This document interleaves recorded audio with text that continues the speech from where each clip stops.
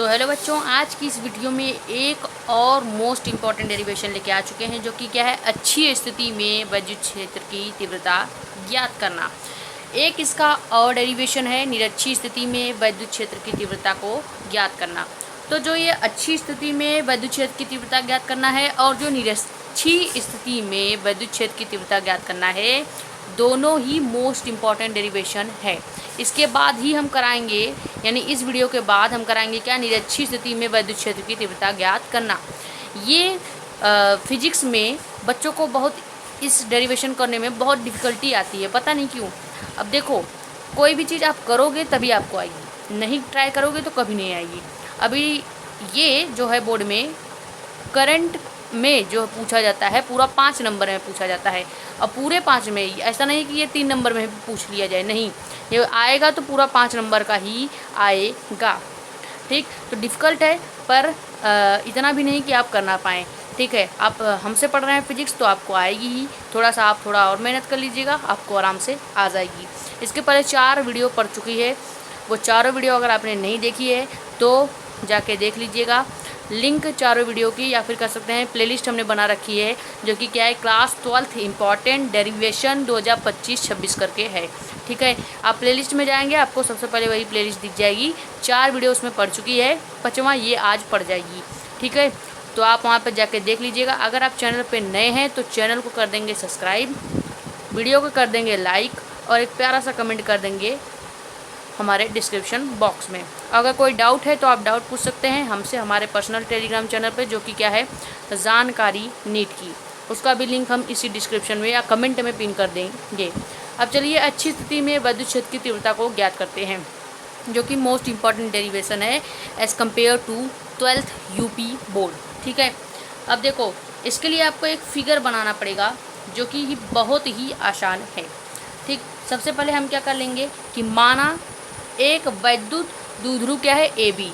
जैसे कि एक वैद्युत द्विध्रुव एक ए हो गया, और इससे 2L दूरी पर, कितना दूरी पर, वैद्युत द्विध्रुव की जो दूरी होती है वो हमेशा 2L होता है। तो वैद्युत द्विध्रुव ए और बी है। क्या लिखेंगे सबसे पहले कि माना कोई वैद्युत द्विध्रुव ए और बी है, जिसकी पूरी जो लंबाई है या टोटल जो लंबाई है वो 2L है। ठीक, इतना चीज़ें क्लियर है कि ए बी वैद्युत द्विध्रुव की पूरी लंबाई 2L है। ठीक, अब इसके देखा जाए तो यह द्विध्रुव जो है वो किससे मिलकर बना है, -Q आवेश से और +Q आवेश से। ठीक है, अब जो ए वैद्युत द्विध्रुव है ये -Q आवेश से मिलकर बना है, बी वैद्युत द्विध्रुव जो है ये +Q आवेश से मिलकर बना है। इतनी चीज़ क्लियर। अब इन वैद्युत द्विध्रुव के बीच में अगर देखा जाए तो एक और चीज़ मान लेंगे कि माना इसके मध्य बिंदु से, इसका मध्य बिंदु क्या है, ये ए और बी का जो मध्य बिंदु है वो है ओ। माना इसके मध्य बिंदु ओ से कितने दूरी पर, कुछ r दूरी पर, कुछ कितने दूरी पर, ये हम r बनाते हैं, आप g मत समझिएगा। ठीक, माना वैद्युत द्विध्रुव ए बी के मध्य बिंदु ओ से, अभी हम माना वाला जो चीज़ें हैं वो लिख देंगे आपको एकदम डिटेल में। ठीक है, आपको केवल इस समय डेरिवेशन पे फोकस करना है। ठीक है, माना जाना वाली जो चीज़ें हैं, फैलाना ढकाना, ये सब हम अभी लिख देंगे। आप बड़े आराम से उसको पढ़ लीजिएगा, याद कर लीजिएगा, 1-2 बार खुद लिख लीजिएगा, याद हो जाएगा। ठीक है, माना वैद्युत द्विध्रुव ए बी के मध्य बिंदु ओ से r दूरी पर क्या है, कोई एक बिंदु, यहाँ पे जैसे कोई एक बिंदु P है, कोई एक बिंदु P है जो कि वैद्युत द्विध्रुव B के अच्छी स्थिति पर है। अब इसी बिंदु P पर हमको क्या करनी है, वैद्युत क्षेत्र की तीव्रता E ज्ञात करनी है, E को निकालना है। कहाँ पे, इस बिंदु P पर वैद्युत क्षेत्र की तीव्रता E को ज्ञात करनी है। इतना चीज़ क्लियर। अब देखो, अब मध्य बिंदु O से B की जो वैद्युत क्षेत्र या वैद्युत द्विध्रुव B की जो दूरी है वो L होगी, और A से लेकर O की जो दूरी होगी वो भी L होगी। L जो दूरी है वो मिलकर क्या करेगी, 2L पूरी दूरी बनाएगी। नहीं समझ में आया तो एक बार फिर से पूरा फिगर समझा देते हैं। सबसे पहले हमने क्या किया, अब हम लिख लेते हैं ये चीज़ें कि हमने क्या क्या माना है, लिखने से आपको ज़्यादा क्लियर होगा। ठीक है, जैसे आप देखें कि सबसे पहले हमने क्या माना है कि माना एक वैद्युत द्विध्रुव है, एक क्या है वैद्युत द्विध्रुव है, और वो वैद्युत द्विध्रुव क्या है ए और बी से, ए और बी है। ठीक, पहला पॉइंट ये हो गया आपका कि माना एक वैद्युत द्विध्रुव ए और बी है। अब इस ए और बी से देखा जाए तो ए और बी जो है जिसकी पूरी लंबाई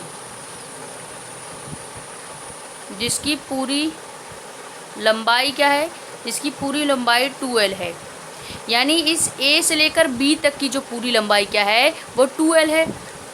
ठीक, यही तो फिगर से हम देख के लिख रहे हैं कि माना एक वैद्युत द्विध्रुव ए बी है जिसकी पूरी लंबाई क्या है 2l है, लेकिन अगर देखा जाए तो a से लेकर o तक जो दूरी होगी वो l होगी, क्योंकि आपने देखो दूरी कैसे निकालेंगे, ये आपकी कोई भी एक लंबाई होगी, जैसे मान लो 5 सेंटीमीटर का ये क्या है आपका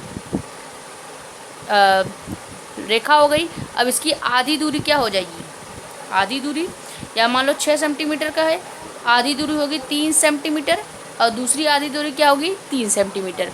ठीक, जैसे कि अगर इसकी पूरी लंबाई अगर हम 2l लेते तो आधी लंबाई क्या हो जाती है l हो जाती, और दूसरी आधी लंबाई भी l हो जाती। उसी तरह से मध्य बिंदु O की जो A से O की जो दूरी है वो l होगी, और O से B वैद्युत द्विध्रुव की दूरी l होगी, दोनों l लंबाई मिलकर 2l बनाएंगे। ठीक, कितनी चीज़ क्लियर, जिसकी पूरी लंबाई क्या है 2l है। अब क्या लिखेंगे कि माना, फिर से लिखेंगे माना द्विध्रुव जो है, द्विध्रुव कौन A और B, यहाँ ब्रैकेट में लिख लेंगे द्विध्रुव A और B -q व +q आवेश से मिलकर बना है। किससे मिलकर बना है, -q व +q आवेश से मिलकर बना है। इतनी चीज़ अभी तक आपको क्लियर है। अब क्या करेंगे कि माना इसके मध्य बिंदु क्या है O, तीसरी बार माना लिखेंगे कि माना इसके मध्य बिंदु O से, मध्य बिंदु O से r दूरी पर, O से r दूरी पर कोई बिंदु क्या है P है, कोई बिंदु P है। ठीक, ये कोई बिंदु क्या है P है। देखो O अक्ष से r दूरी पर कोई बिंदु P है, इसी P बिंदु पर हमको क्या करनी है E की वैल्यू, यानी कि वैद्युत क्षेत्र की तीव्रता की वैल्यू ज्ञात करनी है। अब क्या करेंगे, जहाँ मतलब क्या P बिंदु पर, जहाँ पर वैद्युत क्षेत्र की तीव्रता ज्ञात करनी है, वैद्युत क्षेत्र की तीव्रता E का मान निकालना है। ये हो गया आपका पूरा मानने वाली चीज़ें। आपको मानने वाला जो था वो लिखने में थोड़ा डिफ़िकल्टी अगर हो रही थी तो मैंने फिगर से देख के लिख दिया। अब निकालनी है आपको दूरी। कौन सी दूरी आपको एक बार निकालनी है, +q से इस P की दूरी, +q से ये P की दूरी, यानी कि इतनी दूरी, ये छोटी दूरी, +q से P की दूरी, और दूसरी बार आपको क्या निकालनी है ये -q से पूरी P की दूरी, यानी एक बार आप इतनी दूरी निकालेंगे और एक बार आप इतनी दूरी निकालेंगे। अब हमको पूरी लंबाई तो पता ही है 2l, आधी लंबाई पता है l, और इसकी आधी लंबाई पता है l, लेकिन हमको इस +q और P के बीच की ये छोटी दूरी नहीं पता है, और -q और P की ये जो बड़ी दूरी है जो r और l को मिलाकर बनेगी वो नहीं पता है। तो अब दोनों की दूरी निकालते हैं। फिगर आप देखते रहिए। दूरी कैसे निकालेंगे कि माना ये जो +q है, +q से दूरी निकालने के लिए हम क्या करेंगे, +q से P की दूरी सबसे पहले ज्ञात करेंगे। +q यानी कि ये वाले पॉइंट से, यानी कि बिंदु या कह सकते हैं वैद्युत द्विध्रुव B जहाँ पे +q आवेश है वहाँ से P की दूरी निकालेंगे। तो +q से P की दूरी क्या हो जाएगी, पूरी दूरी क्या है r और -l। l कैसे होगा, O से लेकर +q की दूरी क्या है l है, लेकिन पूरी दूरी क्या है r है। तो जब हम पूरी दूरी में से ये आधी दूरी l घटा देंगे तो हमारा क्या आ जाएगा, ये वाली दूरी आ जाएगी। कैसे, जैसे यहाँ पे देखिए ये क्या है, कोई एक रेखा है जिसकी पूरी लंबाई क्या है 10 सेंटीमीटर है। ठीक, अब इसकी हमें आधी लंबाई निकालनी है, तो ये 5 सेंटीमीटर और 5 सेंटीमीटर, दोनों को हम जब जोड़ेंगे तभी तो हमारा क्या आएगा 10 सेंटीमीटर आएगा। या कह लें कि अगर हमको 8 लाना हो तो हम 4 - 4 करेंगे, आधी दूरी में से आधी दूरी घटाएंगे तब जाके हमारी आधी दूरी आएगी। वैसे यहाँ पे ही फिगर में होगा, जैसे यहाँ पे देखें कि क्या दिया है, प्लस क्यू से पी की दूरी हमको निकालनी है। पूरी दूरी कितनी दी है, ओ से लेकर पी की दूरी कितनी है पूरी आर, लेकिन ओ से लेकर सिर्फ प्लस क्यू तक की दूरी एल है। तो हमें क्या करना पड़ेगा, आर में से एल घटाना पड़ेगा। जब हम आर में से एल घटाएंगे तो हमारा पी की जो वैल्यू आएगी वो क्या आएगी, आर माइनस एल। पी की जो वैल्यू आएगी क्या आएगी, आर माइनस एल आएगी। तो हम यहाँ पे P की दूरी लिख सकते हैं क्या, R माइनस एल, जो कि क्या हो गई, प्लस क्यू से P की दूरी हो गई। इसी तरह से जब हम पूरी दूरी निकालेंगे माइनस क्यू से P की तरह, तो R माइनस एल जो था वो इधर जब निकालेंगे, इधर साइड निकालेंगे तो R प्लस एल हो जाएगी। देखो कैसे, अब क्या करेंगे, माइनस क्यू से P की दूरी जब निकालेंगे तो ये माइनस क्यू से O की दूरी क्या है L, और पूरी दूरी क्या है R। जब पूरी दूरी R और L दोनों जुड़ जाएंगे तो क्या हो जाएगा, R प्लस एल, और ये आपको इस पूरी दूरी का मान हो गया। ठीक, दूरी निकालना आपको समझ में आया। अब हम क्या करेंगे, प्लस क्यू के कारण P पर तीव्रता निकालेंगे। सबसे पहले किस पर तीव्रता निकालेंगे, पहले हमने क्या निकाला, प्लस क्यू से P की दूरी निकाली। अब हम क्या निकालेंगे, प्लस क्यू से P की तीव्रता या P पर तीव्रता। प्लस क्यू के कारण, प्लस क्यू जो ये आवेश है, जो ये आवेश क्या है, प्लस क्यू आवेश के कारण हम P पर तीव्रता निकालेंगे। क्या करेंगे, प्लस क्यू आवेश के कारण, प्लस क्यू आवेश के कारण बिंदु P पर तीव्रता, पहले ये ज्ञात करेंगे। तो उसके पहले आप ये हमको कमेंट में बताएं कि तीव्रता का सूत्र क्या होता है। इसके पहले हमने डिराइव करके आपको बताया था। अब देखिए, वैद्युत क्षेत्र की तीव्रता का जो सूत्र होता है वो होता है E बराबर 1/4 पाई एप्सिलॉन नॉट Q/r²। ये होता है वैद्युत क्षेत्र की तीव्रता का फार्मूला।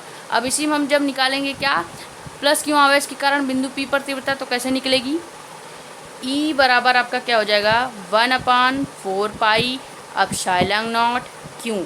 R² की जगह पे हम कौन सी दूरी निकाले हैं, ये वाली दूरी, R माइनस एल। तो यहाँ पे R² की जगह हम क्या लिख देंगे, R माइनस एल का स्क्वायर। क्यों होगा, क्योंकि प्लस क्यू से P की दूरी ये हमने निकाली है, इसीलिए तो पहले हमने दूरी निकाली, ताकि हम इस वाले फार्मूले में, यानी कि वैद्युत क्षेत्र का जो फार्मूला है, वैद्युत क्षेत्र की तीव्रता का जो फार्मूला है, इसमें हम इसको क्या करें, आर की जगह पुट कर सकें। ठीक, ये आपका बन गया क्या, पहला समीकरण। ठीक, ये आपकी क्या निकली, प्लस क्यू आवेश के कारण बिंदु P पर तीव्रता। अब हम क्या करेंगे, माइनस क्यू आवेश के कारण बिंदु P पर तीव्रता ज्ञात करेंगे। ठीक, इसी तरह से एकदम सेम ज्ञात होगा, बस जहाँ पे ये माइनस है वहाँ पे प्लस हो जाएगा। ठीक है, आप खुद देख लीजिए कि प्लस था हो गया, माइनस क्यू के कारण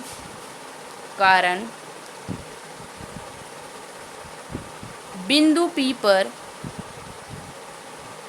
तीव्रता कैसे ज्ञात करेंगे, फिर से हम वही अपना सूत्र लगाएंगे वैद्युत क्षेत्र की तीव्रता का, जो कि E बराबर 1/4 पाई एप्सिलॉन नॉट Q/r² वाला है। ठीक, ये आपका वैद्युत क्षेत्र की तीव्रता का फार्मूला है, आपको ये याद होनी चाहिए। अब इसी पे हम फिर से वैल्यू पुट करेंगे, माइनस P की जो हमने दूरी निकाली है R प्लस एल, ये रख देंगे यहाँ पे R की जगह, बस बाकी आपका दोनों समीकरण बन जाएगी। तो देखिए यहाँ पे कैसे निकालते हैं, E बराबर 1/4 pi epsilon not Q/r plus L का स्क्वायर, ये बन गया आपका समीकरण 2। समीकरण 1 और समीकरण 2 कैसे बना, समझ में आया, नहीं समझ में आया, एक बार फिर से बताते हैं, आपको चीज़ें क्लियर होनी चाहिए, बात ख़त्म। देखो, दूरी हमने निकालना आपको डिटेल में बता दिया, अब देखो इसको कैसे निकालते हैं। प्लस क्यू आवेश के कारण जब हम बिंदु P पर तीव्रता निकालेंगे तो उसके लिए आपको विद्युत क्षेत्र की तीव्रता का सूत्र याद होना चाहिए, जो कि क्या है, E बराबर 1/4πε0 और Q के बटे R स्क्वायर। ये आपका पूरा फार्मूला है जो आपको याद होनी चाहिए। अब इसमें हम क्या करेंगे, बस ये जो R की वैल्यू हमने निकाल रखी है प्लस क्यू पर और माइनस क्यू पर, वही यहाँ पे रख दे रहे हैं, और तो कुछ हमने किया नहीं। R स्क्वायर की जगह जैसे हमने रख दिया क्या, R माइनस एल का स्क्वायर, जो कि किसकी वैल्यू थी, प्लस क्यू की वैल्यू थी। अब माइनस क्यू के कारण जब हम बिंदु P पर तीव्रता निकालेंगे तो फिर से हम विद्युत क्षेत्र की तीव्रता का सूत्र लगाएंगे। R की जगह हम फिर से क्या रख देंगे, अपना R प्लस एल का स्क्वायर। ये हो गया आपका समीकरण 1 और समीकरण 2। अब हम दोनों की क्या निकालेंगे, परिणामी तीव्रता, जैसे हमने विद्युत क्षेत्र की तीव्रता में ज्ञात किया था। अब देखिए परिणामी तीव्रता कैसे निकलेगी, इतनी चीज़ें आपको क्लियर है। अब देखिए परिणामी तीव्रता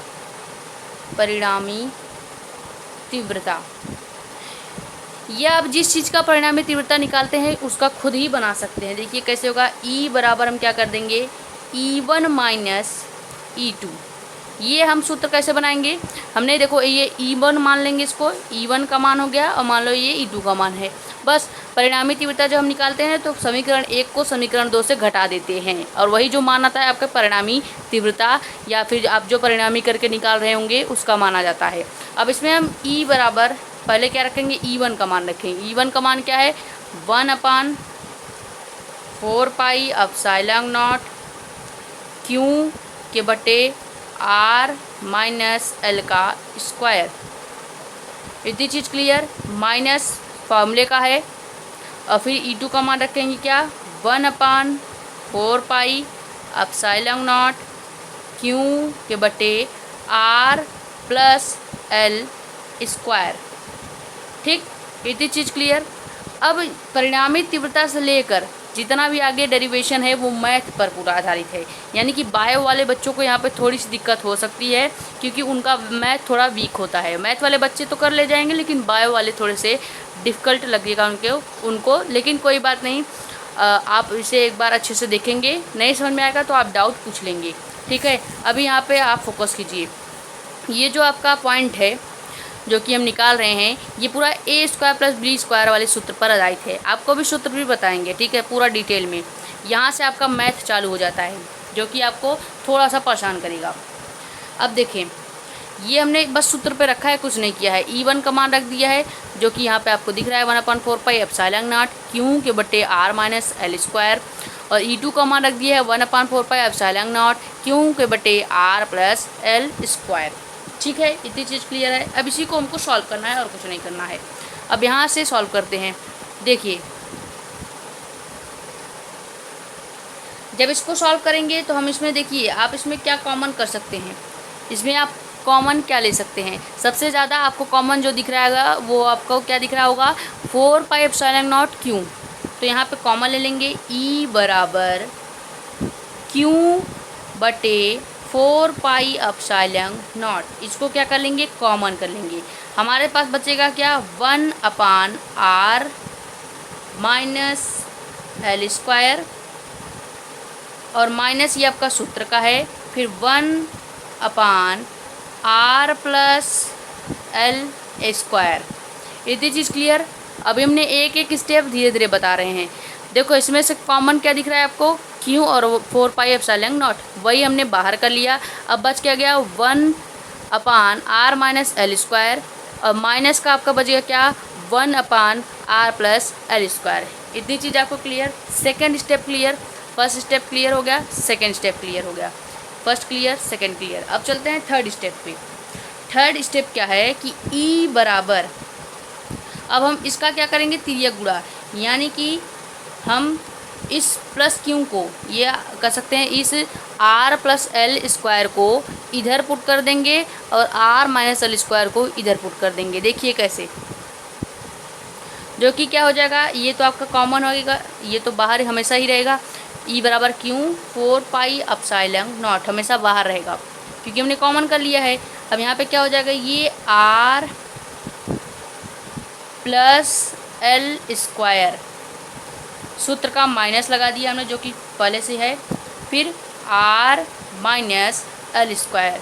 नीचे का जैसा है वैसा ही लिख देंगे, इसमें कोई चेंज नहीं होगा। बस चूँकि आर माइनस एल और आर प्लस एल है, दोनों ही कॉमन है, तो हम क्या लिख देंगे, R square minus L square और पूरे का होल स्क्वायर। समझ में आया आपको इतना? फिर से देखें, हमने कुछ नहीं किया, ये आर माइनस एल स्क्वायर जो है इसको हम इधर तिर्यक गुणा कर देंगे और इसका हम इधर तिर्यक गुणा कर देंगे, जो कि हमने कर दिया। R plus L square minus R minus L square, ये दोनों नीचे का कॉमन था तो आप एलसीएम लेंगे। एलसीएम लेना आपको आता ही होगा, जो कि क्या हो जाएगा, आर स्क्वायर एल स्क्वायर और पूरा का whole square. Third step clear. अब चलते हैं फोर्थ स्टेप पे, जो कि क्या है, जो कि है ए प्लस बी का फॉर्मूला लगाना, या ए प्लस बी का होल स्क्वायर और ए माइनस बी होल स्क्वायर का फॉर्मूला लगाना। ठीक, उसके लिए आपको यहीं पे पहले ए प्लस बी और ए माइनस बी का जो होल स्क्वायर का फॉर्मूला है वो बता देते हैं, ताकि आपको इस पर अप्लाई करने के लिए आसानी हो जाए। ठीक है, जो कि क्या है, ए प्लस बी का होल स्क्वायर का जब फार्मूला लगाते हैं तो A square plus B square plus 2ab, ये आपका क्या हो गया, ए प्लस बी का फार्मूला। ए माइनस बी का क्या हो जाएगा, A square plus B square minus 2ab। इसी को यहाँ पे लगाएंगे कब, अभी जब हम इसको सॉल्व करेंगे ऊपर वाले में। ये ऊपर वाले को हमको इस वाले फॉर्मूले में पुट करना है। जैसे कि हम a प्लस बी, यानी कि r को मान लेंगे a और l को मान लेंगे b। देखिए कैसे इसको हल करेंगे, e बराबर q/4πε0, कॉमन है हमेशा ही ऐसे रहेगा। r को मान ले रहे हैं a और l को मान रहे हैं हम b। ठीक, तो यहाँ पे क्या हो जाएगा, r का स्क्वायर प्लस l का स्क्वायर प्लस 2rl। फॉर्मूले का हम लगा रहे हैं माइनस, अपने मन से नहीं लगाए, ये फॉर्मूले का माइनस है। ठीक है, अब हम r माइनस एल का जब सूत्र लगाएंगे तो क्या होगा, देखिए यहाँ पे हो जाएगा ब्रैकेट में, अब इसको करेंगे, इसको भी ब्रैकेट में कर लेंगे ताकि आपको चीज़ें क्लियर रहे। यहाँ पे हो जाएगा आपका R square plus L square और माइनस 2ab। अब यहाँ पे आपको एक चेंज करना पड़ेगा। चेंज क्या करना है कि जब आप इस माइनस का अंदर गुणा करेंगे तो जो सूत्र में तो आपका पहले प्लस आ रहा है फिर माइनस आ रहा है, लेकिन जब आप माइनस का गुणा करेंगे तो ये जो प्लस है ये हो जाएगा माइनस और ये जो माइनस है जो हो जाएगा आपका प्लस। बस यही आपको एक ठो चेंज करना था जो आपको सूत्र से करना था। इतनी चीज़ क्लियर। नीचे का जैसा है वैसा ही रहेगा, कुछ इसमें चेंज नहीं करना है। R square minus L square पूरे का होल स्क्वायर। इतनी चीज़ क्लियर। अब जो चीज़ें कट रही हैं हम उसको काट देंगे। क्या कट रहा है, देखो यहाँ पर जैसे आर स्क्वायर से आर स्क्वायर कट जाएगा, एल स्क्वायर से एल स्क्वायर कट जाएगा। अब जो चीज़ें बच रही हैं उसको नेक्स्ट पेज में करते हैं। तो यहाँ तक हम इस स्टेप तक पहुँच चुके थे। यहाँ पे कट क्या कर रहा था, आर से आर कट रहा था, एल से एल कट रहा था। ठीक, अब इसके आगे की स्टेप में क्या करेंगे, ई बराबर हमारा q/4πε0 ऐसे ही रहेगा। अब यहाँ पे हम क्या करेंगे, 2rl और 2rl है, इसको हम क्या लिख सकते हैं, 4rl लिख सकते हैं। 2rl और 2rl को हम 4rl लिख सकते हैं। तो यहाँ पे क्या लिखेंगे, 4rl। नीचे वाला वैसे ही रहेगा जो कि क्या है, R square minus L square पूरे का होल स्क्वायर। इतनी चीज़ क्लियर। ये आपका पीछे वाला ही स्टेप है, बस नेक्स्ट पेज में लिखे हैं इसलिए फिर से बता दिया आपको। इसमें हमने कुछ नहीं किया। ये जो आपका 2rl है और 2rl है, दोनों को हमने 4rl कर दिया। नीचे वाला सेम वैसे ही रहने दिया। अब देखो क्या करना है आपको। अब यहाँ पे एक सिचुएशन मान लेंगे। माना कोई एक केस है। केस क्या है कि यदि हमको कह दिया जाए यहाँ पे जो l की लंबाई है, l की जो लंबाई है वो r से बहुत ज़्यादा छोटा है, यानी कि l more less than r। l जो है वो r से बहुत छोटा है, यानी कि नगण्य है। इसको हम 0 मान लेंगे, किसको, l को। ये आपको मानना ही पड़ेगा हर बार जब आप इसका डेरिवेशन करेंगे, तो आप ये केस ज़रूर मानेंगे जब आप इस स्टेप पे पहुँचेंगे कि आप 4rl R square minus 2 minus L square और उसके होल स्क्वायर पे पहुँचेंगे। इस स्टेप पे आप हमेशा ये केस ज़रूर मानेंगे कि जो l है वो मोर लेस देन r है। ठीक है, अब यहाँ पे l क्या हो जाएगा, 0 हो जाएगा। तो यहाँ पे अब हम क्या करेंगे, E बराबर, इसको हम क्या करेंगे, असेंबल करेंगे। E बराबर 1/4 पाई एप्सिलॉन नॉट। आप कहेंगे 1/, क्यों आया, अभी आपको समझाते हैं। 4RL को हम क्या कर लिख सकते हैं, 2 ब्रैकेट में Q इंटू 2L पूरे के बाहर R बटे R² माइनस L²। सॉरी, यहाँ पे क्या कर लेंगे, इसका भी हम इसको भी सॉल्व कर लेंगे। तो यहाँ पे हमारा नीचे क्या बच जाएगा, यहाँ पे देखें नीचे बचेगा खाली आपका R² और पूरे का होल स्क्वायर, क्योंकि हमने L जो है वो क्या मान लिया है, 0 लेस देन R है, L जो है लेस देन R है, यानी कि R से बहुत ज़्यादा L छोटा हो रहा है, यानी कि L 0 हो जा रहा है। तो हमारे पास अब क्या बचेगा, केवल R² का होल स्क्वायर। अब देखिए हमने ये 4RL को कैसे तोड़ा है। 4RL को अगर हम 2RL लिखते हैं तब पर भी हमारा क्या हो जाएगा, 2 दूनी 4 RL हो रहा है, जैसे यहाँ पे था। कैसे हुआ देखो, Q को हमने लिख लिया यहाँ पे, इस 4 को हमने पहले 2 बाहर ले लिया तो हमारा 2R बन गया, और फिर यहाँ पे हमने क्या किया, 2L ले लिया, दोनों का गुणा किया तो हमारा क्या हो जाएगा, 2 दूनी 4 RL। समझ में आया, Q यहाँ से हमने ले लिया, जब Q वहाँ से ले लेंगे तो 1 यहाँ पे आ जाएगा। नीचे हमने L को 0 मान लिया है तो यहाँ पे केवल R² बचेगा और पूरे का ही होल स्क्वायर बचेगा। इतनी चीज़ क्लियर है, ठीक है। अब इसके आगे क्या है आपका, इसके आगे आपका हो जाएगा क्या, E बराबर 1/4 पाई एप्सिलॉन नॉट। इसको भी असेंबल करेंगे तो क्या हो जाएगा, जब यहाँ पे एक फॉर्मूला आपको याद आ रहा होगा वैद्युत द्विध्रुव आघूर्ण का, जो कि क्या है, P बराबर Q इंटू 2L। इसको हमने इस रूप में इसलिए तोड़ा ताकि हम ये Q इंटू 2L की जगह क्या लिख लें, P लिख लें। P क्या है आपका, वैद्युत द्विध्रुव आघूर्ण, ठीक। ये आपका क्या है, वैद्युत द्विध्रुव आघूर्ण, इसलिए हमने इसको इस रूप में तोड़ा। नहीं तो हम ऐसे ही डायरेक्ट फार्मूला नहीं बता देते, लेकिन आपको इस रूप में तोड़ना पड़ेगा ताकि आप यहाँ पे P लिख सकें, तभी तो आपको क्या निकलेगा, वैद्युत द्विध्रुव आघूर्ण निकलेगा, जो कि वैद्युत द्विध्रुव आघूर्ण के रूप में अच्छी स्थिति पर वैद्युत क्षेत्र की तीव्रता निकलेगा, ठीक है। E बराबर 1/4 पाई एप्सिलॉन नॉट। अब यहाँ पे 2P हो जाएगा और R वैसे ही रहेगा, पूरा नीचे क्या हो जाएगा, R² की पावर स्क्वायर। अब स्क्वायर से ये वाला R कट जाएगा, आपका पूरा क्या बचेगा, E बराबर 1/4 पाई एप्सिलॉन नॉट 2P पूरे के बटे R³, क्योंकि 2 R था बाहर, हमने केवल एक R काटा है, यानी अभी यहाँ पे एक R बचा हुआ है। तो ये आपका निकल गया क्या, ये आपका निकल गया फॉर्मूला, ये आपका किसका फॉर्मूला निकल गया, अच्छी स्थिति में वैद्युत क्षेत्र की तीव्रता, ठीक। ये आपका डेरिवेशन कंप्लीट हुआ। ये था अभी तक के सभी डेरिवेशन में से सबसे लॉन्ग वीडियो, जो कि है 28 मिनट का। इसके पहले सभी डेरिवेशन के वीडियो छोटे थे क्योंकि उसमें ज़्यादा एक्सप्लेन नहीं करना होता था, लेकिन ये चूँकि मैथ इसमें ज़्यादा थी तो बायो के बच्चों को, बायो के जो बच्चे हैं उनको कोई भी डिफ़िकल्टी ना हो, कोई भी परेशानी ना हो, इसलिए हमने कुछ ज़्यादा डिटेल करके बता दिया है। अब इससे आसान आपको कोई नहीं बताएगा यूट्यूब पे, मुश्किल से लोग 10-15 मिनट के वीडियो में सब कुछ ख़त्म कर देते हैं, लेकिन हमने सोचा क्यों ना आपको बहुत ही बेसिक लेवल से बताया जाए, जो कि A² + B² का फार्मूला 12th के बच्चों को आता है, लेकिन मैंने फिर भी बताया ताकि आप अच्छे से क्लियर कर सकें, ठीक है। तो अगर वीडियो पसंद आ रही है, हमारे मेहनत पे थोड़ा सा आपको विश्वास है तो प्लीज़ लाइक कर दीजिएगा, चैनल पर नए हैं तो सब्सक्राइब करके बेल आइकन प्रेस कर दीजिएगा, एक प्यारा सा कमेंट कर दीजिएगा ताकि हमें भी एक खुशी मिलती रहे, एक मोटिवेशन मिलता रहे। हमारा एक छोटा सा टेलीग्राम चैनल है जो कि है जानकारी नीट की, उसका लिंक हम डिस्क्रिप्शन में डाल देंगे। इसके पहले 4 वीडियो डल चुकी हैं, ये है 5वां वीडियो।